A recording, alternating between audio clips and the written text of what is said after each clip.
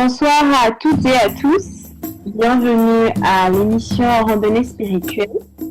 Comme promis, nous commençons notre premier épisode aujourd'hui. Nous vous remercions pour tout l'engouement que vous avez pour cette émission. Comme annoncé, nous débutons aujourd'hui. Et sans plus tarder, je suis avec Monsieur Jim Kanaima, consultant et expert en développement personnel, qui nous fera le plaisir de nous accompagner tout au long de cette émission dans tous les épisodes. Nous aborderons des thèmes d'intérêt que nous discuterons et vous êtes les bienvenus pour participer. Envoyez vos questions sur nos réseaux sociaux et nous espérons que cette aventure vous plaira.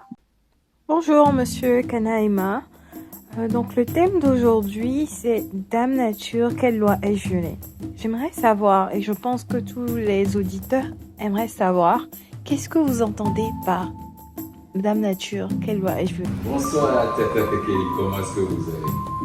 Pour revenir à votre question, je dirais qu'il n'est pas un péché de chercher à connaître, mais c'est un malheureux de peu de plus le savoir et ses expériences. Dame Nature, quelle loi ai-je violée? Pour certains, ça semble être banal. Mais pour nous, les hommes avertis, nous savons que nous traversons pas mal de difficultés dans ce monde.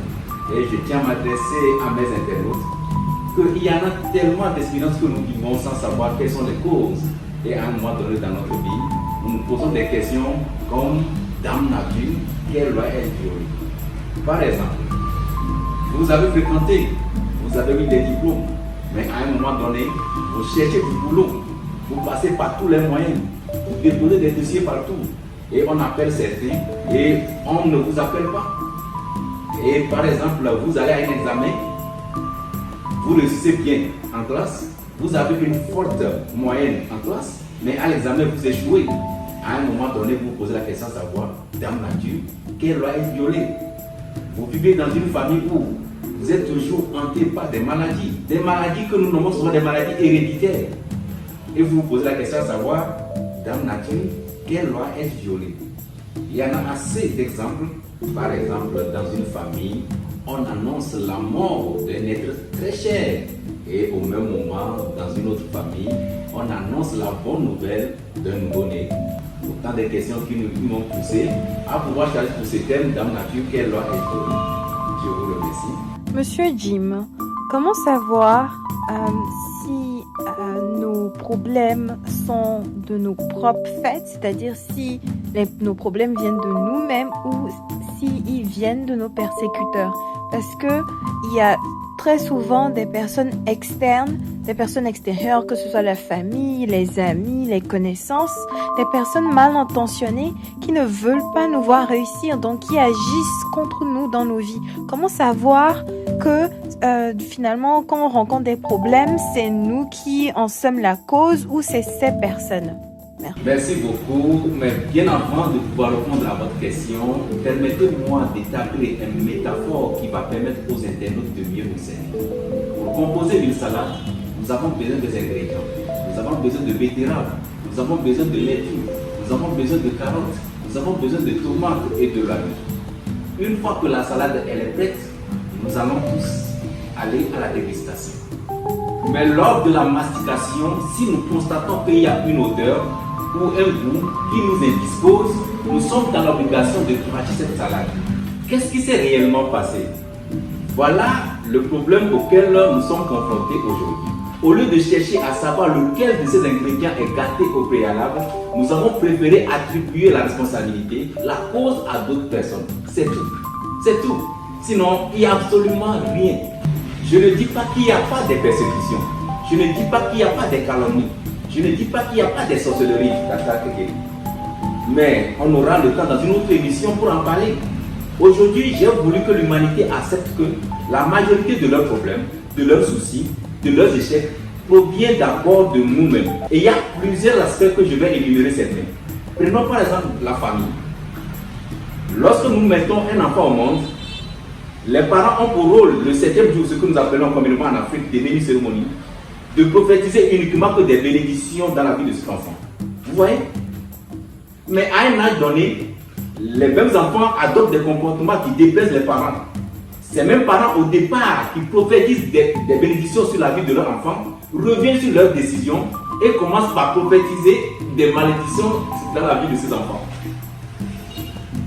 Vous ne voyez pas qu'il y a un problème? Je ne dis pas que les enfants ont de bons comportements, mais je suis en train de vous parler de la réalité que nous vivons tous les jours dans nos maisons. Vous imaginez qu'un enfant fume la drogue dans la maison de son père et que le papa n'a pas de mot à dire. Vous pensez que c'est un plaisir pour le papa? Nous assistons aussi à des enfants même qui battent même leurs parents. Vous pensez que c'est de la misogynie? Il y a même des enfants même qui délogent même leurs parents dans leur propre maison. Vous voyez?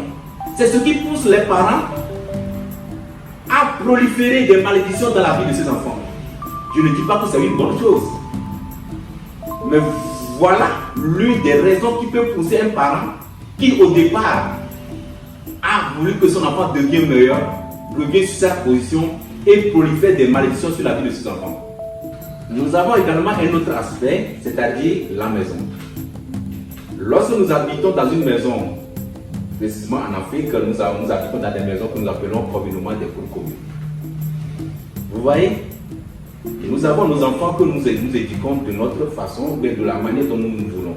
Mais ce n'est pas de la même manière que l'autre voisin éduque son enfant. Mais il arrive des fois que nous sommes absents, compte tenu de nos préoccupations. Mais l'enfant est obligé d'assister à une autre éducation venant d'un autre enfant.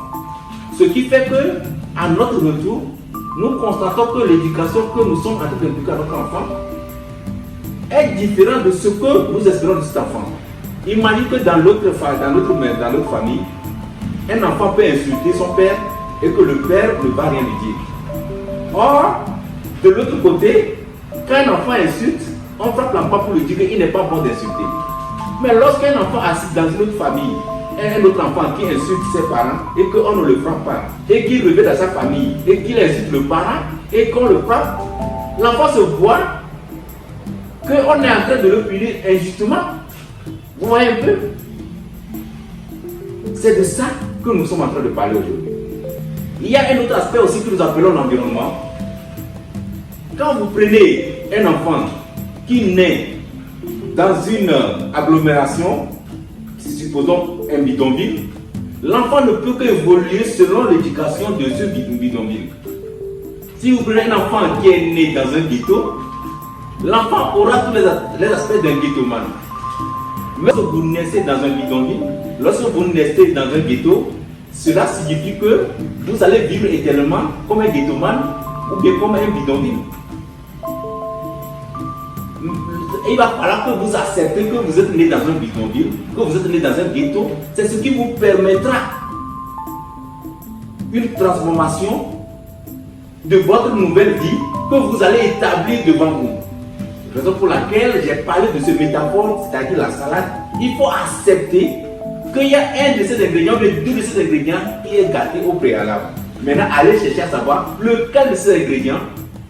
Une fois que vous trouvez l'ingrédient qui est gâté au préalable, pour une prochaine fois, pour une prochaine dégustation, vous serez un homme accompli.